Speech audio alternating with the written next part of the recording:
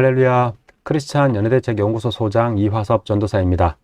예, 이제 성경적 성교육 교재 4과 이제 마지막과 영원한 행복을 위한 성 부분을 여러분들과 함께 나누겠습니다. 예, 1, 2, 3과 영상 잘 보셨나요? 예, 그 영상을 참고하시면서 우리 학생들, 자녀들에게 성경적 성교육을 지도해 줄 수 있는 좋은 가이드가 되었으면 좋겠고, 이제 마지막으로 영원히 행복한 그 하나님의 나라를 위해서 하나님이 성을 왜 만드셨나? 예, 그 부분을 한번 이제 보도록 하겠습니다.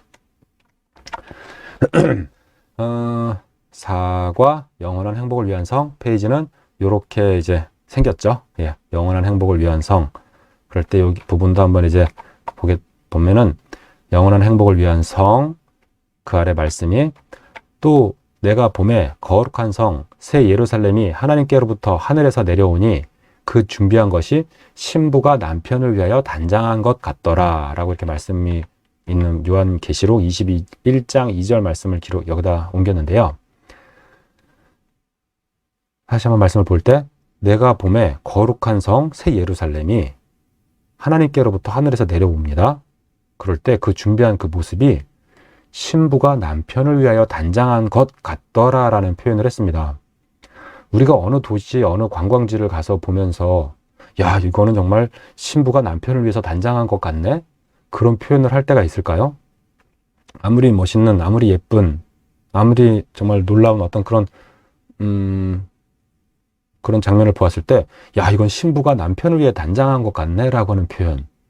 이게 뭐 웨딩 드레스 같은 그런 모습이어서 그럴까요?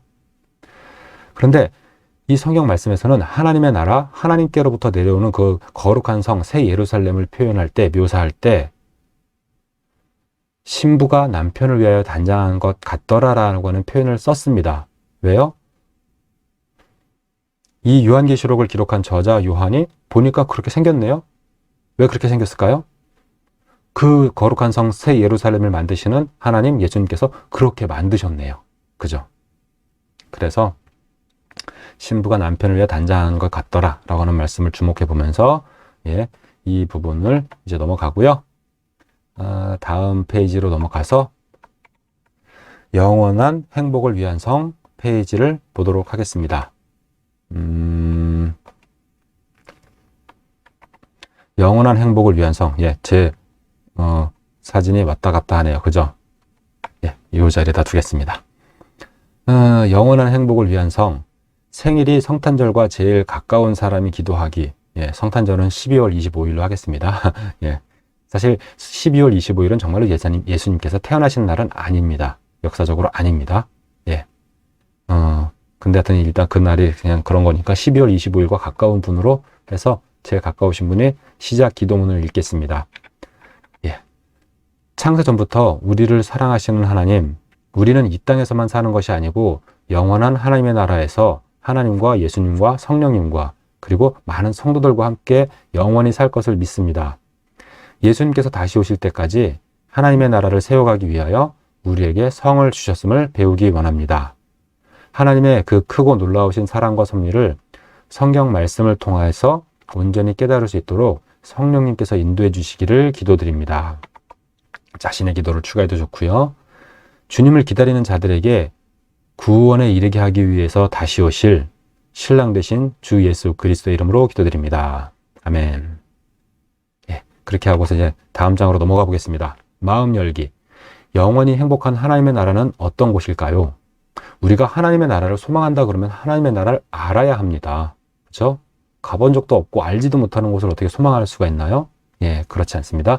성경 말씀에서 예수님께서 수많은 비유를 통해서 하나님의 나라를 보여주기 원하여서 그렇게 말씀해 주셨습니다. 예, 편하게 생각하고 얘기 나눠봅시다. 지난 시간에 배운 유혹받고 고통받는 성에 대해서 어떻게 생각하나요? 예, 잘 생각이 안 난다 그러면 다시 돌아가서 보시기 바랍니다. 이렇게 고민도 많고 죄도 많고 복잡한 것이 성이라면 그런 성은 차라리 없는 것이 낫겠다는 그런 생각을 해볼 수도 있겠죠.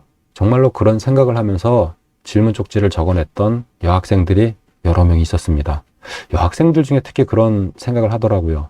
이렇게 문제가 많은 성이라고 그러면 차라리 하나님께서 성을 안 만드셨으면 훨씬 좋지 않았을까.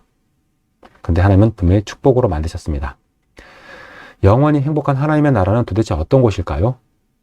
예, 영원히 행복한 하나님의 나라는 도대체 어떤 곳이냐? 제가 가본 적도 없고 말씀드릴 수 없는데 예수님께서 천국 비유를 여러 가지 말씀해 주셨습니다. 예수님의 천국 비유를 통해서 꼭 그 천국 하나님의 나라를 알아보시기 바랍니다. 영원히 행복하려면 무엇이 필요할까요? 그리고 영원히 행복하다는 것이 과연 가능할까요? 정말 이 어려운 질문일 수 있는데 영원히 행복하려고 하나님께서 천국을 만드셨기 때문에 하나님께서 영원히 행복한 그 천국을 위해서 무엇이 필요한지를 또 알고 계시고 그것을 우리에게 주시기 원하시고 우리에게 주시고 우리에게 준비하라고 하십니다. 영원히 행복하다는 것이 과연 가능할까요? 그것이 가능하지 않다고 그러면 예수님이 십자가를 지시지도 않았습니다. 만약 우리 성도님들께서 예수님의 십자가에 대해서는 뭐 믿습니다 라고 했는데 영원히 행복한 천국이 가능할까요에 대해서 갸우뚱하고 계시다 그러면 아주 심각하게 불구균형인 상태인 것입니다. 영원히 행복한 하나님의 나라를 소망하면서 그 영원히 행복한 하나님의 나라를 주기 원하여서 십자가를 지신 예수님을 아셔야 하겠습니다. 예, 여기서 이제 팁 한마디로 넘어가 볼 때 팁. 하나님의 나라에는 눈물도 없고 사망도 없고 아픔도 없고 벽옥, 남보석, 녹보석, 홍만옥, 홍보석 등 12가지 보석이 가득하지만 생명책에 기록된 자들에게 비춰지는 가장 존귀한 빛은 하나님의 영광의 빛이고 어린 양이 그 등불이 되십니다. 라고 요한계시록 21장에 나옵니다. 예. 이렇게 예수 그리스도께서 하나님께서 빛이 되어서 새하늘과 새 땅, 하늘나라에서는 해와 달이 필요 없다라고 나옵니다. 이것은 제가 가본 게 아니고 성경 말씀에 그렇게 나옵니다. 예. 이렇게 성경 말씀에 나오는 것까지는 그 내용만큼은 확실하게 보고 그대로 믿자고요. 근데 그 내용들만 봐도 천국은 정말 놀라운 곳이고 하나님의 나라 생명과 기쁨과 사랑이 가득한 곳입니다. 예. 이렇게 해서 첫 번째 페이지 마음 열기 부분을 보았습니다. 마음이 좀 열리셨나요? 예, 마음이 열렸으면 다음 장으로 넘어가고 마음이 아직도 안 열렸나요? 예, 그럼 다시 한번 마음 열기 46페이지를 할까요? 예, 마음이 갑자기 확 열리셨죠?